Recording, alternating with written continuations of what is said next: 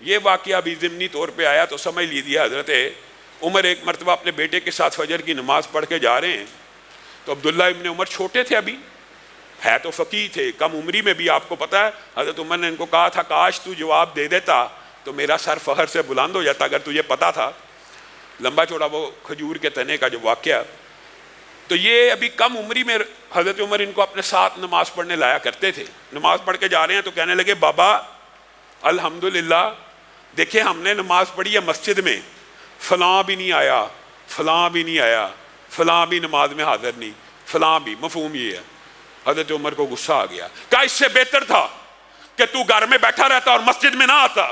لوگوں کے کیڑے نکالنا شروع ہو گیا۔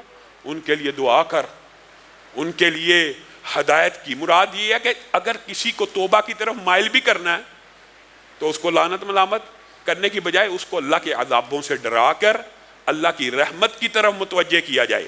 اور پھر ایک بات جو آج کے حالات کے اوپر بڑی زیادہ منطبق ہے، لوگ وظائف پوچھتے ہیں، انشاءاللہ ذکر کے باب میں وظائف بھی آپ کے سامنے رکھیں گے، لیکن وظائف پوچھتے ہیں، یہ مشکل آ گئی ہے، مصیبت آ گئی ہے، غم کا شکار ہیں، پریشانی کا شکار ہیں۔ آج کل یہی سوال ہے نا، اولاد نہیں ہے، مال کی قلت ہے، کھیتی باڑی نہیں چل رہی، یعنی کاروبار نہیں چل رہا۔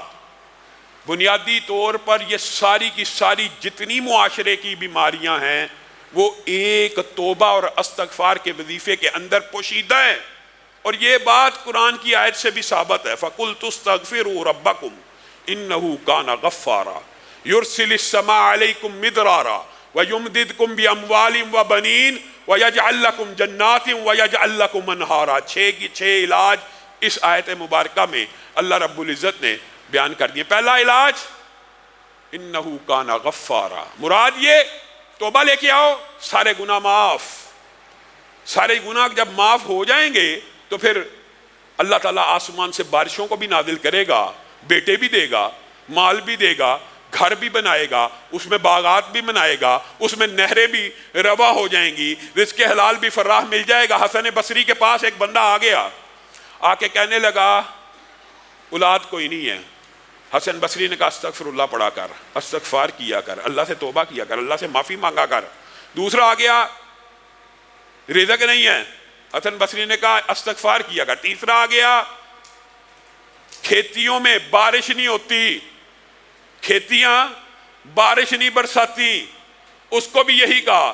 چار لوگ مختلف قسم کی پریشانیاں لے کے آئے، چاروں کو ایک ہی وظیفہ بتایا، اور وہ وظیفہ کیا تھا؟ استغفار، کہ اللہ تعالیٰ سے توبہ کرو گے تو اللہ رب العزت یہ جو اس آیت میں 6 فوائد بیان کیے ہیں وہ 6 کے 6 آپ کو مل جائیں گے۔ اور اس کے اندر یرسل السماء علیکم مدرارا، اس کے اندر ایک بات مفسرین نے یہ لکھی ہے کہ بارشیں تمہاری مرضی کے مطابق ہوا کریں گی۔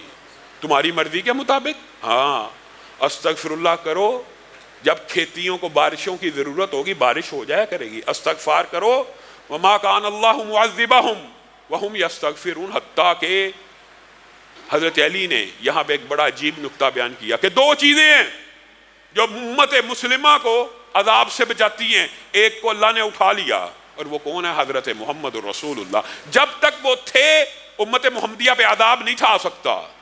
دوسرا نسخہ کیمیا یہی رہ گیا جو اللہ نے قرآن پاک میں بیان کر دیا، اور اللہ کسی قوم کو اس وقت عذاب نہیں دیتا یا دے سکتا جب تک وہ مغفرت کی دعا کرتے ہوں۔ اللہ کی سنت ہے، اگر مغفرت مانگتے ہوں، اگر آپ میں سے کوئی عذاب مشکل مصیبت کا شکار ہو گیا ہے، توبہ استغفار کرنا شروع کر دے، یہ ممکن نہیں ہے اس کے اوپر عذاب جاری رہے، برقرار رہے۔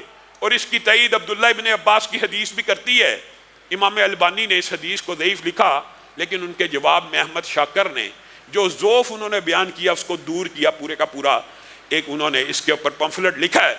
حدیث کیا ہے؟ حدیث مفہوماً ویسے بھی قرآن کی آیت کے مطابق ہے کہ جو بندہ استغفار کو لازم پکڑ لے گا، لازم پکڑ لے گا سے مراد یہ ہے، یہ بنیادی طور پہ حدیث میں جب لازم پکڑنے سے مراد یہ ہوتی ہے، اس سے مراد یہ نہیں کہ باقی سارے وظیفے چھوڑ دے گا، اس سے مراد یہ ہوتی ہے کہ سب سے زیادہ تعداد اس وظیفے کی بنا لے گا۔ تو پھر کیا ہوگا؟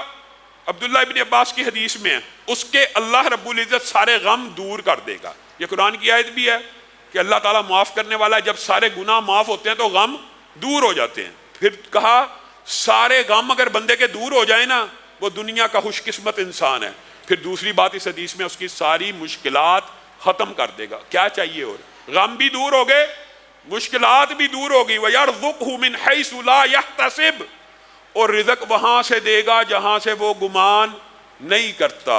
اس حدیث کے اندر یہ جو 3 باتیں بیان ہوئی ہیں، قرآن پاک کی آیات کو سامنے رکھ کے دیکھ لے۔ فَقُلْتُ اسْتَغْفِرُوا رَبَّكُمْ إِنَّهُ كَانَ غَفَّارًا يُرْسِلِ السَّمَاءَ عَلَيْكُمْ مِدْرَارًا وَيُمْدِدْكُمْ بِأَمْوَالٍ، مال بڑھائے گا، بیٹے بڑھائے گا۔ اور یہاں پہ مال اور بیٹوں کے بعد پھر اللہ تعالیٰ نے جو انہار کا ذکر کیا ہے، جو باغات کا ذکر کیا ہے، بنیادی طور پہ یہ کنایا بھی ہے کس کی طرف؟ رہائش گاہیں بھی دے گا۔ رہائش گاہیں دے گا تو باغ ملیں گے نا، رہائش گاہیں دے گا تو باغ ملیں گے۔